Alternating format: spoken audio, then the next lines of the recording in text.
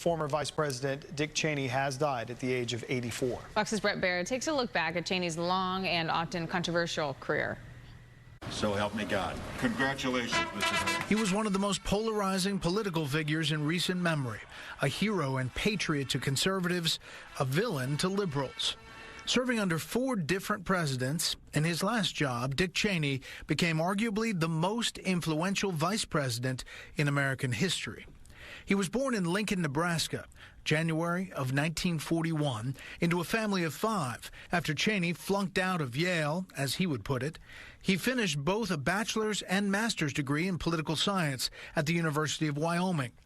But before he finished his doctorate at the University of Wisconsin, Cheney won a Capitol Hill Fellowship and headed to Washington with his new bride, Lynn Vincent, on his arm. It wasn't long before former Illinois Congressman Donald Rumsfeld would recruit Cheney to work in the Nixon administration.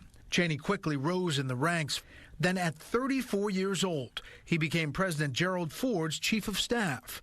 I watched him in summit meetings, during intense discussions in the cabinet room and the situation room, and throughout the exhausting gallant effort of the 1976 campaign. After serving as campaign manager for Ford's failed re-election bid, Cheney went home to Wyoming. He returned to Washington in 1978 as the representative from the Equality State, winning re-election 5 times. In 1989, Cheney was named Secretary of Defense by President George H.W. Bush. While Cheney essentially had no military experience and 5 draft deferments during Vietnam, it was Cheney who pushed hard for aggressive action against Iraq when Saddam Hussein invaded Kuwait in 1990. When war came, America was ready, and Secretary Cheney's leadership contributed enormously to the victory. Cheney left the White House in 1992 when Bill Clinton defeated President Bush, but he remained relevant as a Republican voice, choosing to stay in the private sector. Cheney nearly doubled revenues at energy heavyweight Halliburton as the company's CEO. Cheney resigned from Halliburton when he became the vice presidential candidate alongside George W. Bush in 2000. In one of the most arduous and complicated elections ever, Bush and Cheney defeated Al Gore and running mate Joe Lieberman when the U.S. Supreme Court ruled 5 weeks after the election to cease recounts in Florida.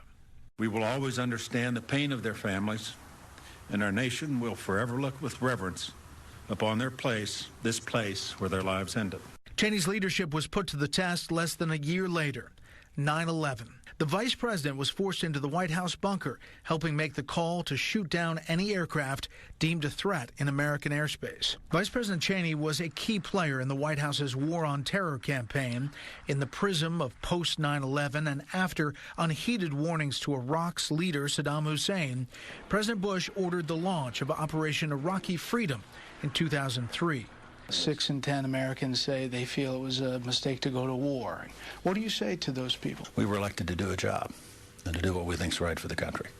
The Bush White House had asserted that Iraq had weapons of mass destruction, a claim many of those officials would later retract when the weapons were never found. Bush and Cheney won re-election against Senators John Kerry and John Edwards. In 2005, Cheney found himself at the heart of the CIA leak scandal involving Operative Valerie Plame. His chief of staff, Scooter Libby, was charged with lying to FBI investigators in the investigation, of whom released Plame's name to a journalist as possible retribution for criticism of Iraq policy by Plame's ambassador husband. Vice President Cheney was never charged in connection with the leak, and 2 civil suits against him were dismissed. Cheney ended his second term as one of the least popular politicians in American history. By 2010, Dick Cheney had survived 5 heart attacks. In 2012, Cheney underwent a heart transplant. His doctor pronounced him healthy and gave him at least another decade to live. Cheney's daughter, Liz, continued the vice president's legacy in Congress, winning her father's old seat in 2017, and moving up the ranks of GOP leadership with her still influential father looking on. But after Liz's continued vocal criticism of President Donald Trump, the Republican Party closed ranks, and she lost her re-election bid. Lynn and I are so proud of Liz for standing up for the truth, doing what's right. Dick Cheney was typecast as aloof and accused of being calculating and deceptive. Friends called him quietly funny and dry, but determined. Cheney helped lead the country through 3 wars and the worst attack on the U.S. homeland. In Washington, Brett Baier, Fox News.